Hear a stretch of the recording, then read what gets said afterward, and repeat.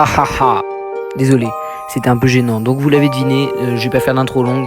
Deuxième épisode thread d'horreur. Donc c'est un thread d'horreur que j'ai trouvé sur Reddit, sur donc Let's Not Meet comme Squeezie.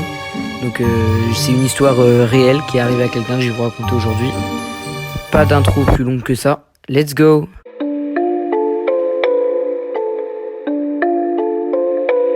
La personne qui raconte l'histoire, elle a pas donné de nom. Mais vu qu'on sait que c'est une fille, on va l'appeler Clara pendant l'histoire. Et donc, ça se passe quand elle est en 6ème. Donc elle est au collège et elle est encore jeune quand ça se passe, l'histoire. Parce qu'elle a que 11 ans du coup, vu qu'elle est en 6ème, donc elle est quand même petite. Donc Clara a dit qu'elle faisait la section internationale au collège. Donc en gros, elle avait plus de cours et elle finissait plus tard, elle finissait à 17h30. Tous les jours donc. Et en plus, elle dit qu'elle habite loin, à environ 45 minutes du collège, sachant que l'hiver, il fait déjà nuit à 17h30. Donc on va pas se mentir, quand même, c'est pas ouf quand t'as 11 ans de rentrer toute seule, de faire 45 minutes de route dans le noir. Donc pour Clara, la journée se passe très bien. Donc elle a fini son dernier cours, donc du coup elle sort du collège, elle sort son téléphone et elle commence à rentrer. Donc elle marche, après elle prend le tramway et elle descend à son arrêt habituel. Il faut retenir un truc, c'est que l'arrêt où elle descend est encore à 15 minutes de chez elle. Ce qu'elle faisait normalement Clara, c'est qu'elle rentrait avec une amie qui habitait dans le même quartier qu'elle, mais comme par hasard ce jour-là, sa mère a ramené son amie. Son amie s'est fait ramener par sa mère. Donc Clara elle commence à marcher dans la rue et au loin elle voit un homme qui marche bizarrement. Il boite, genre il a vraiment pas l'air dans son état normal. Donc Clara elle est jeune mais elle se dit quand même qu'il a dû rentrer d'une soirée un peu arrosée. Et qu'il n'est pas dans son état normal, mais bon, il n'y a rien de dangereux, donc elle stresse pas. Et elle continue à marcher normalement. Donc l'homme, il arrive sur son trottoir, mais dans le sens inverse, du coup. Il est en face d'elle. Et donc arrive le moment où ils se croisent, du coup, il passe à côté, donc tranquille.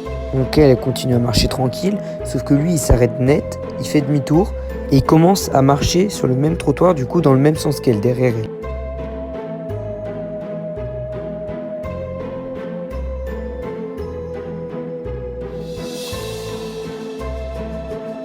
L'homme il se met à avancer de plus en plus vite, donc elle aussi elle se met à avancer de plus en plus vite. Donc là elle décide de changer de rue et d'aller dans la rue qui est parallèle à celle où elle est. Donc elle explique que c'est une rue où il y a du monde. Donc là elle se met à marcher vite, même à courir vite. Et elle arrive dans la rue où il y a du monde et du coup ils se perdent de vue tous les deux. Elle le voit plus et l'homme le voit plus non plus du coup. Donc là elle est super soulagée du coup. Et elle dit même que pour elle, dans sa tête c'est bon, tout est fini.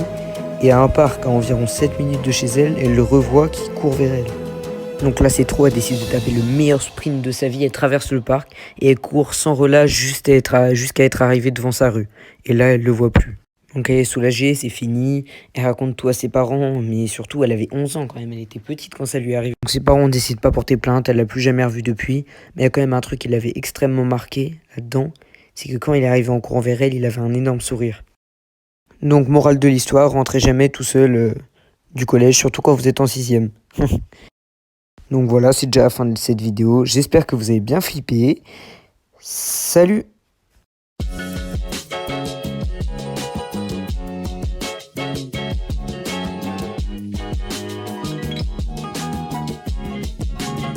Ah oui, et n'oubliez pas de lâcher votre plus gros pouce bleu et de vous abonner.